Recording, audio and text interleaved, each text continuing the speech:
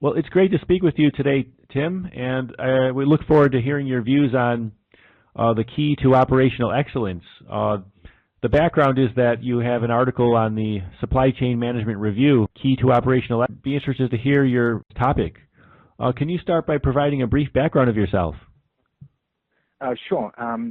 I have been with Profit Velocity Solutions for a couple of years, and my responsibility is to lead the North American practice, which our channel is focused on working with consulting firms and with private equity firms. My background is from very much a finance side of the business. I spent a number of years working in corporate finance and mergers and acquisitions on Wall Street, and understood that really the way to drive value in businesses is not necessarily just through leverage, as many private equity firms have done for a number of years, but it's understanding how to increase cash throughput from the assets which businesses own. So when I was introduced to Michael Rothschild, I understood right away where Profit Velocity would work best.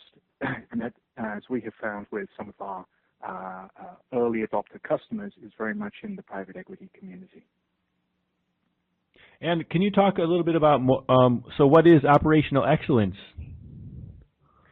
Well, I think that's a good question. There are many people who have all kinds of different definitions for operational excellence. There's actually a big LinkedIn group that has over 40,000 members, and they have a definition for operational excellence. But I think most people, I pull a definition that Aberdeen Group uses, and it says, basically operational excellence goes beyond a cost containment strategy.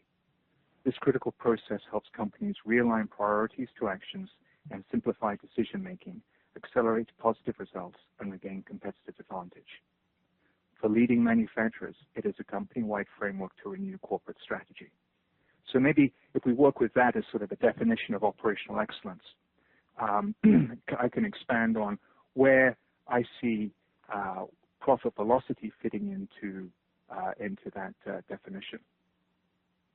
Yes, can you talk more about that? Yeah, I think operational excellence historically has been, a lot of people view it as driving operating efficiency. And so that, operating efficiency to us involves tried and tested methods around Lean Six Sigma, supply chain initiatives, OEE initiatives, and it's about increasing the productivity of the assets on the shop floor. People have been doing this for years. It's great. Great way to increase value of business. But there are really two components of operational excellence. There's operational effectiveness and operational efficiency.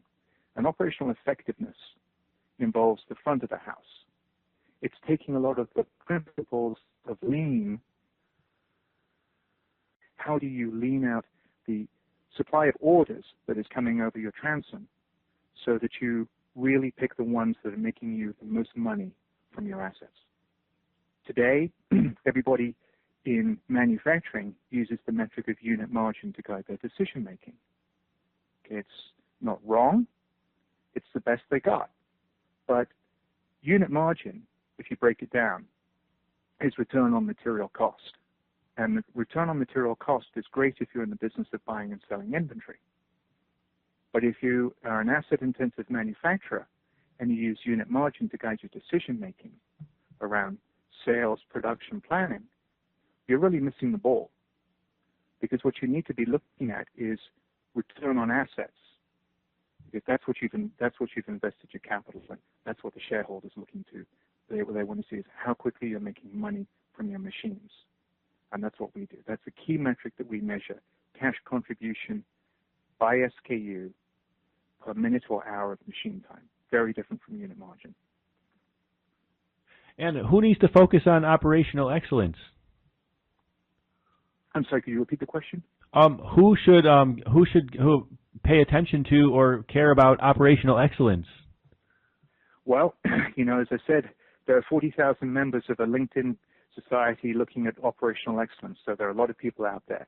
You go to any big manufacturing company, and you're going to find that there is a leader for operational excellence in that business. If you go to DuPont, look at their website. It's all about operational excellence. You go to Koch Industries, same sort of thing. These are businesses that are looking to drive superior return on equity, and they understand that they can get there by integrating what has historically been disparate parts of the organization: sales, operations, and finance. Historically, three silos in a business that have not worked well together. If you can get those three silos to integrate and work together cohesively, you will improve profitability of the business and drive superior shareholder returns. Do you have any recommendations for how companies could get started?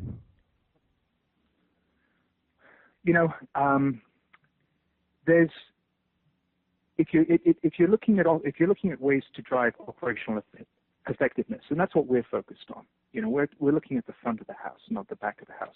There are plenty of consultants who can work with you to help drive improvements at the back of the house. But the front of the house is basically new territory, and the reason why is it's a big data issue quite often to be able to gather this information and compute it and send results back to management teams almost instantaneously. That's a very big programming issue. What we have is not a fancy Excel spreadsheet. Some people might say, well, I can just do this in Excel. We say, best of luck to you. Go ahead.